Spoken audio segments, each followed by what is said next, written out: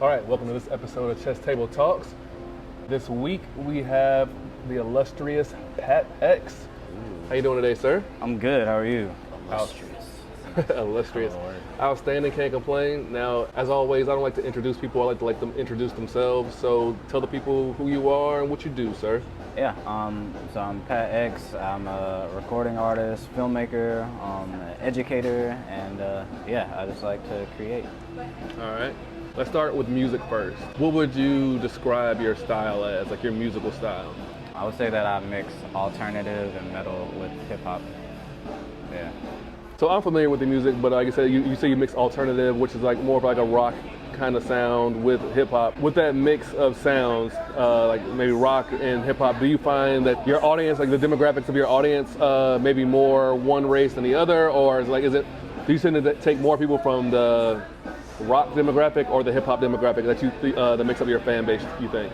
I think it's a blend of both, which is nice.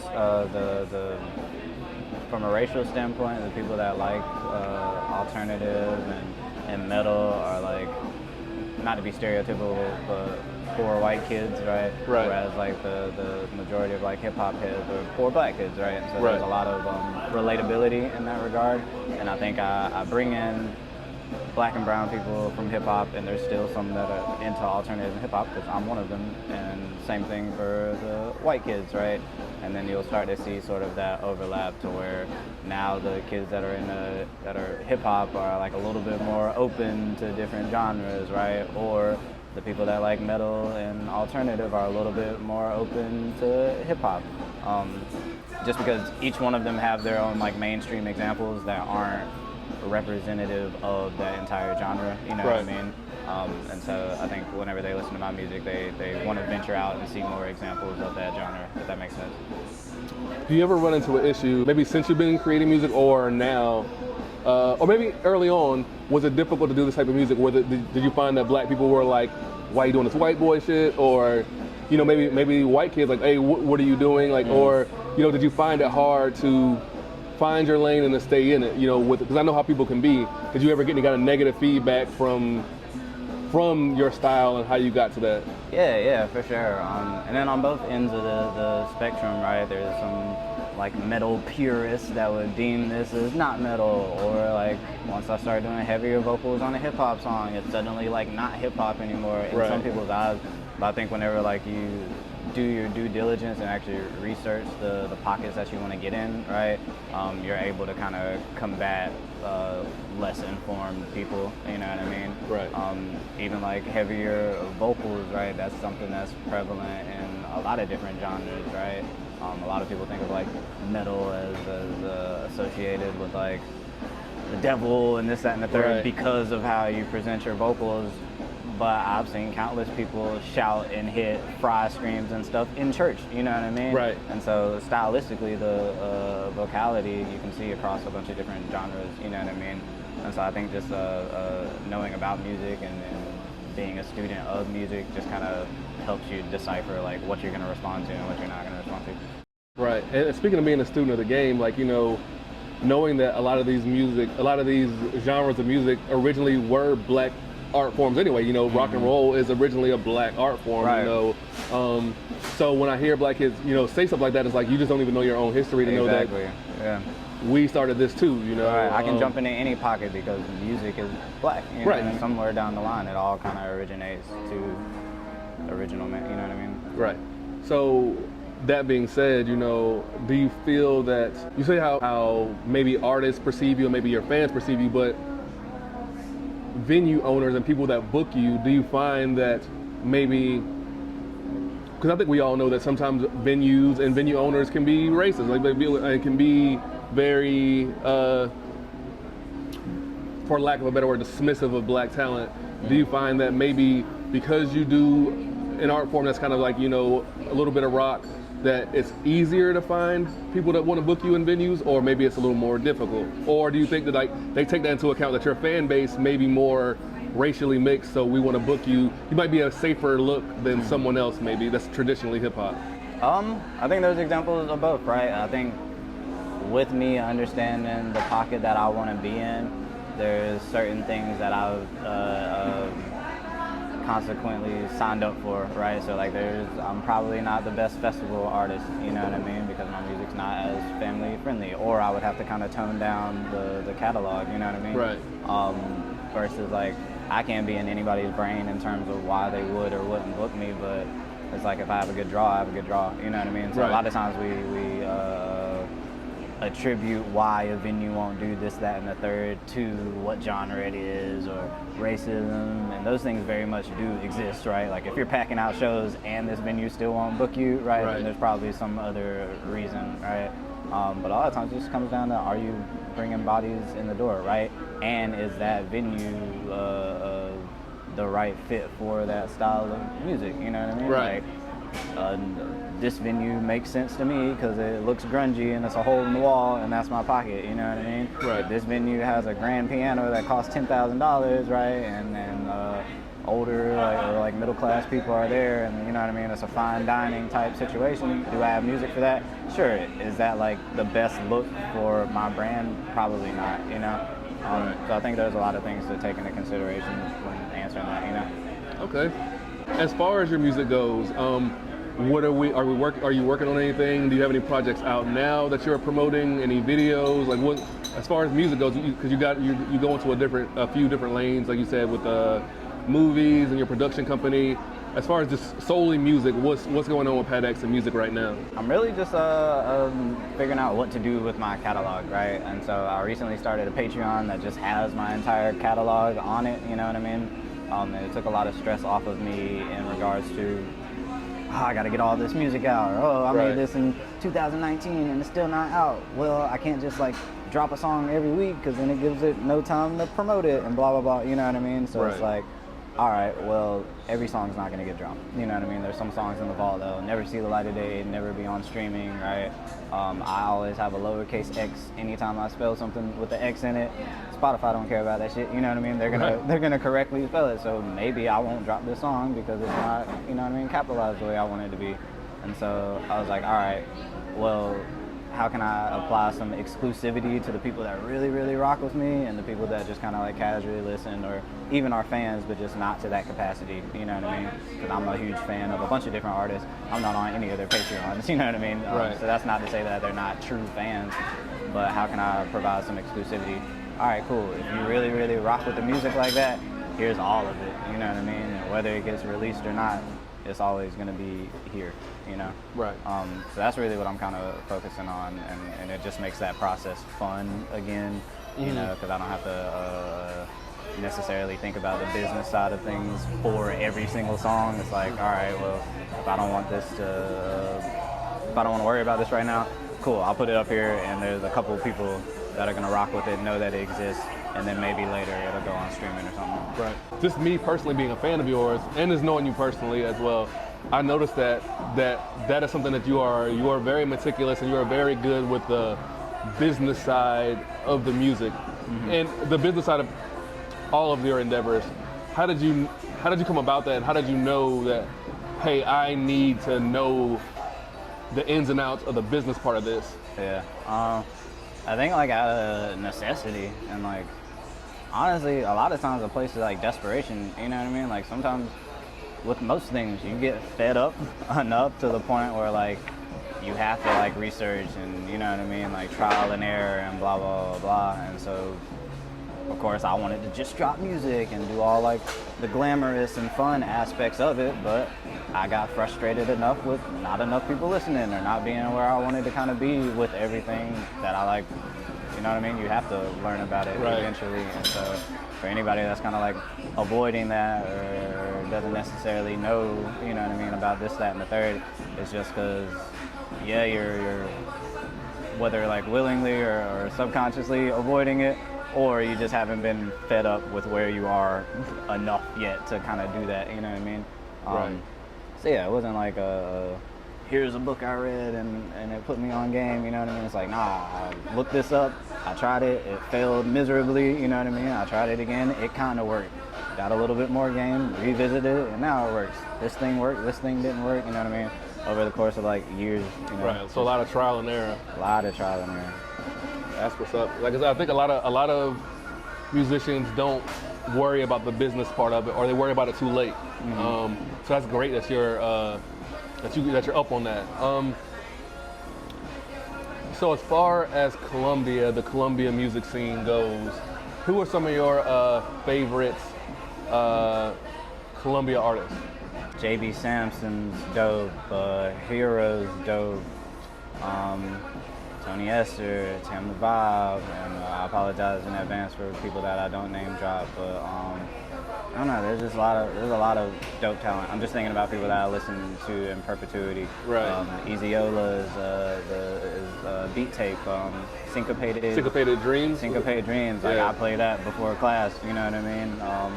Same thing with JB Sampson, Tripping on Bricks, even outside of the hip hop space. Rex Darling. Aim High, you know what I mean? There's just a bunch of dope artists, and everybody's face is like popping up in my head, and I don't want to like butcher their artist. I like putting name. people on the spot because you know they're gonna always you're gonna always forget somebody. Right, for sure. Sorry, Hero and the Villains. We gotta Okay. shout out his band as well. But me and you talked about this before, but your love of Colombia art has kind of sort of helped propel Black Nerd Mafia to where it's at, because when I was originally booking shows and originally getting Black Nerd Mafia started back in 2020, you were one of the first people I reached out to. And while you couldn't, I think you were busy at the time, you couldn't perform, you gave me this list of artists that you were like, hey, I can't do it, but check out these people. And in that list of people was some of the people that were and are instrumental to what Black Nerd Mafia is today, like Tam the Vibe, Milla, I think you put Tony on there. So like, that little thing you did, but you could have just been like, no, I can't perform, and just left it at that. You were like, no, I can't perform, but hey, check out these people right here. I know these people, and that was very dope of you just to put people on. When like I said, it's always you're the person you are when nobody's looking. Like nobody would have ever saw that, but I go back and look at it all the time. Like I said, the people that you put me on to, like I said, are instrumental to this day. The person recording this right now, I have an intern, JP. I'm sorry, she's behind the camera right now. You put me on to her, so like. I guess I just want to say, I don't think you know how much that you have meant to Black Nerd Mafia. I just want to let you know that you have meant a lot, and I really just appreciate it, dude. Thank you. I appreciate the love. I appreciate the flowers. Cool. So, all right, so let's shift gears a little bit. You do music, you do movies as well. Tell us a little bit about the movies, and tell us a little bit about what psyche art is exactly. Yeah, for sure. Those are kind of like my two passions, right? Music and the visual side of things, and they overlap so much, you know what I mean?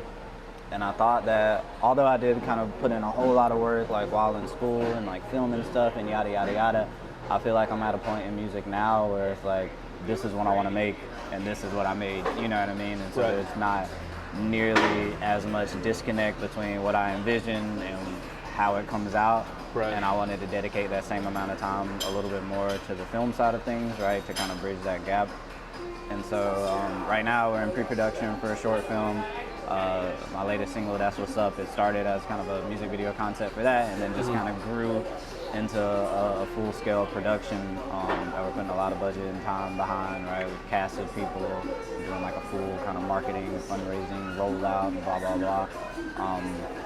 But yeah, I just want to, because making films takes so much more work and time and external resources as making the music, like it's almost natural why Right. this one has elevated quicker than this one.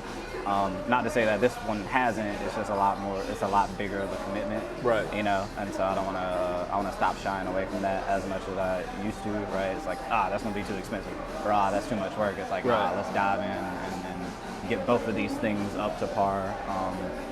So yeah, that's kind of what I'm focusing on. All right, and as well, can you tell me a little bit, like tell the people a little bit about Psyche Art? They offer like artist services as well, to where like, you know, if you're an artist and you need help, you know, getting your ducks in a row with how, like, you know, as far as disseminating your information and how to reach your target audience, you guys offer services that help with that. Can you tell me a little bit about that? Yeah, for sure.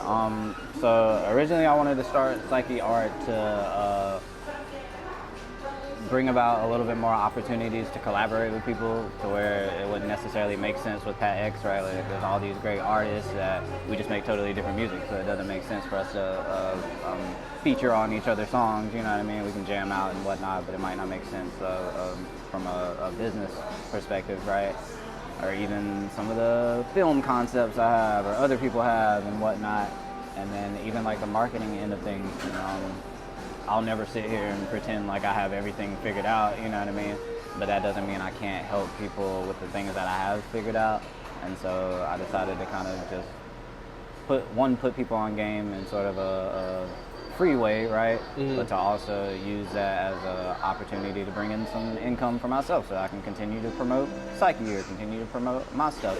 And so we use these kind of creative content strategies, but the videos and stuff are the method to help people understand their target audience and to grow their businesses, rather than like, let's put all our effort into making a pretty music video. Right. And now that's one more thing that we ain't promoting, you know what I mean, or marketing along with the song. And so it's like, all right, let's make this video, right? Because we know historically this performs well, and then we can grow our fan base, right? And then we can focus on, you know what I mean, the creative, or even blend those things. It's like channeling things, into the stuff that you know is going to work, as opposed to like shotgunning it and seeing what sticks to the wall. Right. Okay. Just being intentional. Right. There you go. Being intentional. Yeah. Well, that's dope, man. Like I said, there are a lot of artists out there that need your services. So if you're an indie artist or an artist period that you need help focusing your energy and trying to target on your artists, make sure you check out Psyche Art and Pat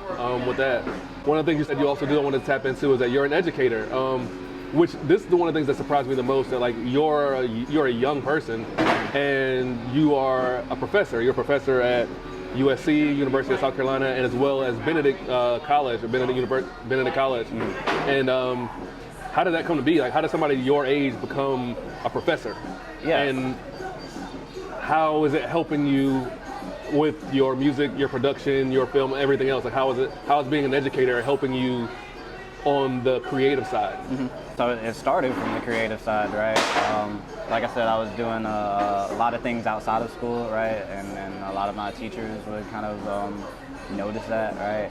I finished undergrad, and to make a long story short, decided to go to grad school and do their accelerator program. So I got my master's in a year.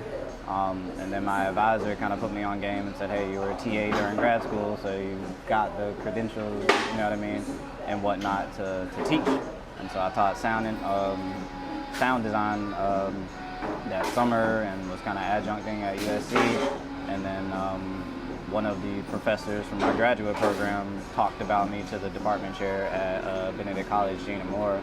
So I applied to be an adjunct there, and then I'm full-time there now teaching audio recording and video production broadcast and all of that. And it definitely helps me, one, stay on top of my stuff, right? Because I can't teach nobody how to do anything unless I'm like actively still doing what I'm supposed to be doing. It forces me, the imposter syndrome forces me to like continue to put myself out there, right? Getting on feature film sets and kind of practicing what I preach, and an opportunity to kind of spread value, you know what I mean? Like, there's a whole bunch of creative students, but those creative students aren't in the same space as regular creatives, you know? Right. And so kind of, or even like Benedict students aren't in the same spaces as USC students, and so just kind of cross-pollinating all these different like pockets and communities, you know what I mean? Providing the businesses I know and have personal relationships with owners with interns, because students need internships, you know what I mean? Or, I just like spreading the wealth and kind of being that person that can, I find opportunities in providing opportunities, and so it's just a really good space to be in. Awesome. I just think it's something that I hope I'm not gonna say lost on you, that I hope, and if you don't, just let you know like how important what you're doing is, like the visual of not just a black man, but a young black man being an educator and being a college educator, a professor, is imagery that we need. And then somebody who quite frankly looks like you with locks and is a creative, and people can see that, hey, because we need educators and professors, and somebody can say like, hey, I don't have to wear a suit and tie and come to work and look like this. I can be an educator like this. Like, I can be an educator like Pat and do it my way. Right. So I think that what you're doing your teaching might have more of an impact than your music ever will. Not to say that your music isn't important or that your movies might not be important, but somebody might see you as an instructor or a professor and choose your path, and then they might and they might teach another 1,000 kids, and that person might teach another 1,000 kids. So your impact as an instructor, I just hope that I want to know that I appreciate it, and that people in general appreciate it, and that you don't take it for granted. You know, like it's something very important that you're doing, and I'm proud of you, and that's an awesome thing. Thank you. We're gonna wrap it up, man. So, but out of the things that you like, out of the things that you said before, you know, you have the music, you have the movies, teaching. It's kind of cliche, like which one do you like the best? But is there one that that you enjoy more, or is it kind of like a package that that kind of sort of all works together? Yeah, I think first and foremost, I'm an artist. You know what I mean, and so I wouldn't want to do any one thing creatively exclusively, you know what I mean? And the different ways that it presents itself is fine for me, right? Like I don't have to be in academia to still teach young creatives, right. You know, or I don't have to be in the film industry to make films, you know? Same thing with music, like I love creating music. I would at one point, the way that I envision myself as an artist has totally changed, you know what I mean? I still want to sell out shows, I still want to do tours and listening parties and this, that, and the third, but at this very point in time, I wouldn't want to sell out the Garden and have 10,000 people in the crowd, you know what I mean? Right. I would love to go anywhere in the world and have 200 people, you know, because then I can still pinpoint this person, that person, and you're not just a mass with phone lights, you know what I mean? Right. Because I'd imagine that that's the same as when nobody comes to the show, you know what I mean? You're still alone on that stage. And so, that's an interesting way of looking at that, yeah. And so even having kind of that perspective as you get to a space where you have 400 people at a show versus whenever you had 4 people at a show and bouncing between that. Same thing for film, you know what I mean? Like I've been on feature film sets and I realized, bouncing from one set to another, bringing other people's vision to life, sounds real familiar, you know what I mean, to corporate. And so maybe I want to do it this way instead and take what I learned from these film sets and create my own thing, you know? So I'm getting very, very particular and specific about what I want, and there's a lot of difficulty in that, but it kind of, I know what I want, you know what I mean? Versus like thinking I want this, putting blood, sweat, and tears into this, getting it, and it's like, oh man, I struggled to get here, and it's not even what I wanted. It's like I'm enjoying this, and when I get there, if I don't quite like it like I thought I did, I enjoyed this process, and now I can do it a different way. You know? No, but knowing what you don't want is just as important as knowing what you want. Fact. So that's dope. Well, dude, this has been a very awesome interview. I've really enjoyed some of the things we talked about. But before we get out of here, is there anything you want people to know about PATx, about Psyche Art, about anything, just like on the way out? What do you want people to take away from this? I would say really study up on the things that you want to do. You know what I mean? I think it's great that we live in a space where you can make $1 million on YouTube, or you know what I mean, $1 billion doing this podcast or that thing, right? But sometimes the glamour of the artistic element of it overshadows the things that you have to do on the back end, you know what I mean? And so look at that person that shaves soap or does like the oddly satisfying whatever, like that looks cool, you might want to do that, but also look at what that page does to amass that following, you know what I mean? Or what they do on the business side of things, and really get business savvy, because when creativity and business come together, it's super dangerous, super lucrative, and you're a real force, you know what I mean? Creativity moves the world, right? But the business side of things is how you get to that point in time. And so a lot of times you're either creative or you're business savvy and analytical. And so whenever you can be both of those things, like you're a pretty dangerous person in the world. You're a wise young man, Mr. PATx. Real quick before we go, last thing, we get this from everybody. I need a top 5, man. I need a top 5 rappers. Any whatever that means to you. If it's all time, if it's my favorite, I need 5. Hate this question. So I think top 5 rappers. Eminem is 0 in my top 5. If we're talking about who can Frankenstein and construct words together, M is 0. For some people out there, that's a good thing. 0 is a good thing in this situation. Yeah. So like if I ever mention the top whatever and I don't mention his name, it's assumed that he is like, that's an unchanging factor. In no specific order, Black Thought is up there somewhere. He's up there somewhere. Wayne is up there somewhere. Got you. Because I don't want to say this is my top 5 and blah, blah, blah, blah. And then somebody's like, name 10 songs from your top 5, you know what I mean? Like, I could name a Black Thought song right now. I just put Black Thought on shuffle and learn, you know what I mean? Right. Same way some of y'all go to class and don't remember what the fuck the teacher said the next day, you know what I mean? That's me to Black Thought, right? Yeah, Black Thought, Wayne, M. Nas is up there somewhere.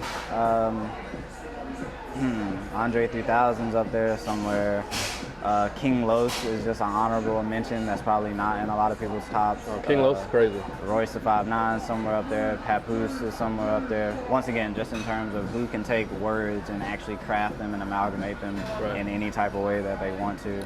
I like how you got out of actually doing like a 5 and you just started naming people that can rap. I like that. But I think that's important, right? Because we got a lot of rappers that like can't rhyme words together, and I feel like that's such like a fundamental thing that, you know what I mean? Yeah, I think like Black Thought's one of those people where like, and some of those other people like Los and Black, like Eminem or whatever, like you're just not gonna name somebody that can rap better than them. You know what I'm saying? Like you might like somebody else's music better, but if you're talking about like what rapping is, like you're not gonna rap better than Black Thought. You're not gonna rap better than Eminem. Right? Are there a whole bunch of people that make better songs than those artists? Sure. Right. Like, or have better beat selection or whatever. Absolutely. But if we're talking about like rapping, I don't think people are seeing some of the ones I mentioned. I'm not mad at that list at all. Well, all right, everybody. This has been Chess Table Talks. This has been PATx. Thank you, sir. We out. Out.